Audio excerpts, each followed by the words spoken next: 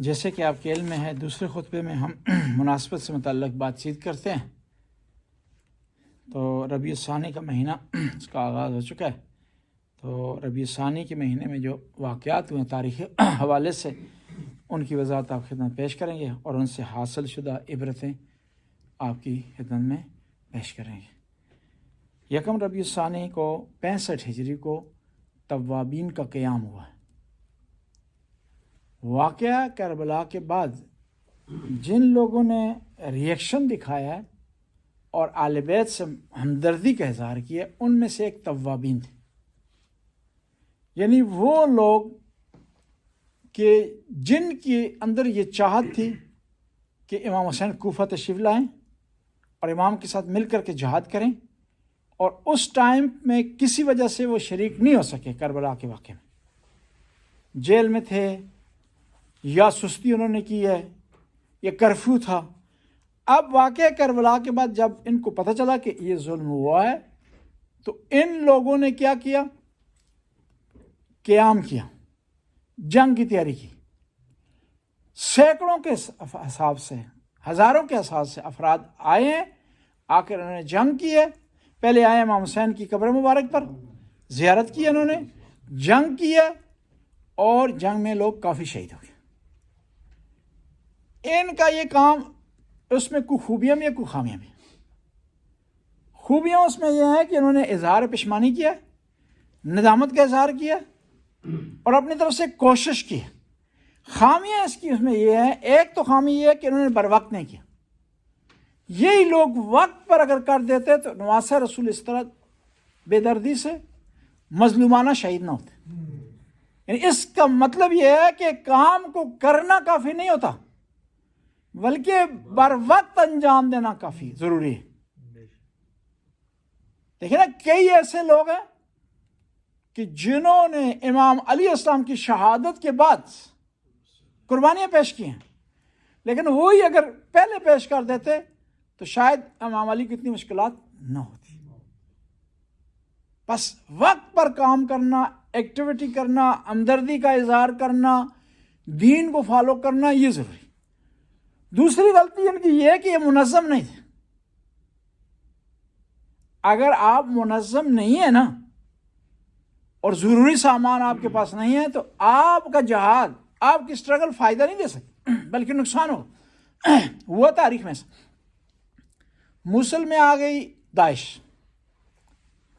آغا سیستانی نے فتویٰ دیا، فتویٰ دے دیا آغا سیستانی نے، تو یہ جو لوگ تھے عراقی، انہوں نے بغیر سوچے سمجھے دوڑنا شروع کر دیا موصل کی طرف۔ کئی افراد شہید ہو گئے۔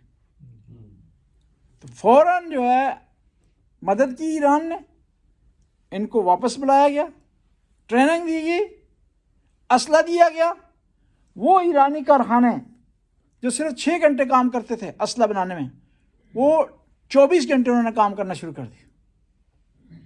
یعنی صرف جذبہ کافی نہیں ہوتا، اس کے ساتھ عقل، ہوش، تربیت، تنظیم، منظم ہونا ضروری ہے۔ بس ہر کام کے لیے ضروری ہے تنظیم اور منظم ہونا۔ اوصیکم بتقوی اللہ و نظم امرکم، کہ امیر المومنین ارشاد فرماتے ہیں کہ تقوی بھی اختیار کرو، لیکن ساتھ ساتھ ضروری ہے کہ اپنے امور کو منظم کرو۔ امور اگر منظم نہیں ہے تو آپ پاس کتنی طاقت ہو، آپ دشمن پر غالب نہیں ہو سکتے۔ کتنی طاقت ہو، کامیاب نہیں ہو سکتے۔ ہمارے ایک استاد تھے، بڑی پیاری بات کرتے تھے، کہتے ہیں کہ ذہین اسٹوڈنٹ کامیاب نہیں ہو سکتا، محنتی کامیاب ہو جائے گا۔ ذہین تب کامیاب ہو، اس کو ذہن کو استعمال کرے گا نا۔ ذہن کو استعمال کرنا کیا ہے؟ محنت ہے۔ محنت جو انسان کو نتیجے تک پہنچاتی ہے۔ ذہین ہونا کافی نہیں ہوتا، طاقت رکھنا کافی نہیں ہے، اس میں نظم لانا ضروری ہوتا۔ بس توابین کا قیام ہوا، ایک احسن عمل تھا، لیکن ان میں نظم نہیں تھا، اور یہ دیر سے انہوں نے کیا۔ ابھی ربیع الثانی، 3 ربیع الثانی کے واقعات میں سے ایک واقعہ ہے امین کا عید شکنی کرنا۔ 194 ہجری میں ہارون رشید مر گیا جی۔ اس کے 2 بیٹے تھے، امین اور مامون۔ دونوں میں فرق یہ تھا کہ امین زبیدہ کا بیٹا تھا، عرب خاتون کا بیٹا تھا، مامون ایرانی خاتون کا بیٹا تھا۔ اس نے کیا کہ امین کو اپنے بعد خلیفہ بنا دیا اور مامون کو فوجوں کا انچارج۔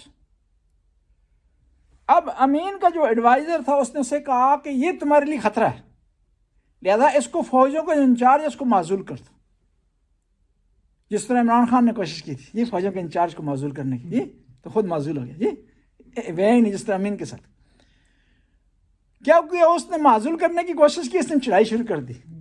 اس سے پہلے کہ اسے معزول کرتا، فوجیں تو اس کے اختیار میں تھی، اس نے کیا کر دیا، اس کو قتل کر دیا۔ کس کو؟ امین کو۔ کس نے؟ مامون نے۔ بھائی نے بھائی کو قتل کر دیا، کس کی خاطر؟ دنیاوی لالچ کی خاطر۔ اور نہ فقط قتل کیا بلکہ اس کے سر کو کاٹ کر کے اپنے دربار کے باہر لٹکا دیا، اور لوگوں کو آرڈر کیا کہ جو بھی آئے اس کو گالیاں میں دے اور تھپڑ بھی مارے اس کو۔ یعنی کون کر رہا ہے؟ بھائی کر رہا ہے۔ کس لیے؟ دنیا کی لالچ کا۔ اب ان افراد میں جو آ رہے تھے، گالی دے رہے تھے، مار رہے تھے، ایک بڑا سمجھدار آدمی تھا اور ہمدرد تھا۔ کس کا؟ امین کا۔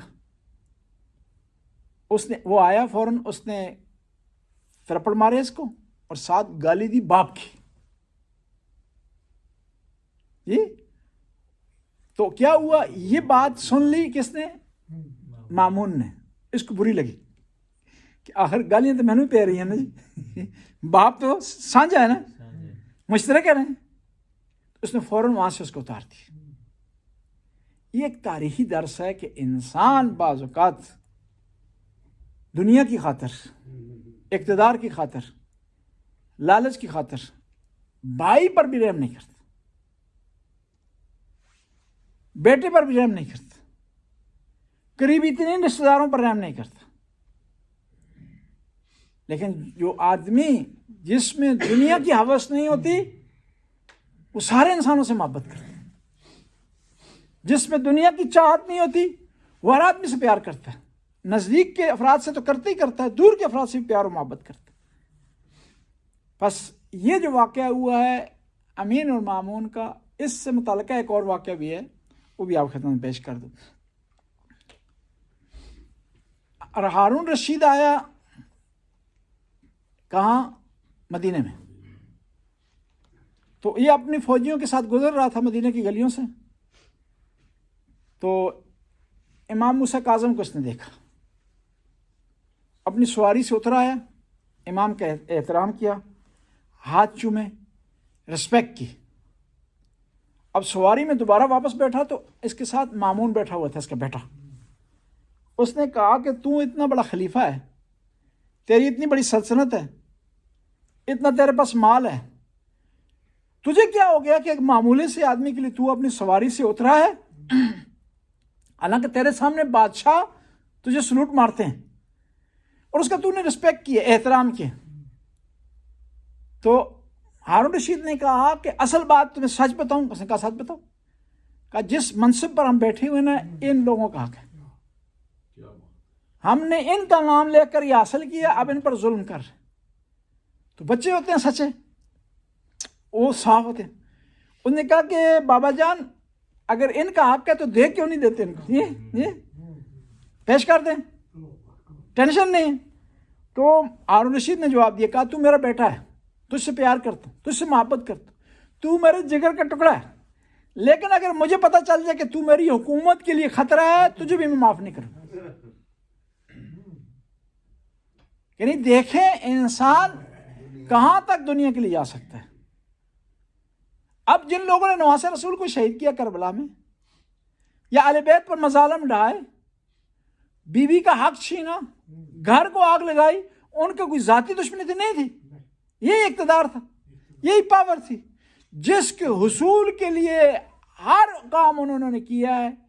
انسانیت سے وہ گر رہے ہیں اور انہوں نے انسانیت کو پامال کیا، جس طرح آج ہو رہا ہے فلسطین میں، آج ہو رہا ہے غزہ میں، آج ہو رہا ہے بیروت میں۔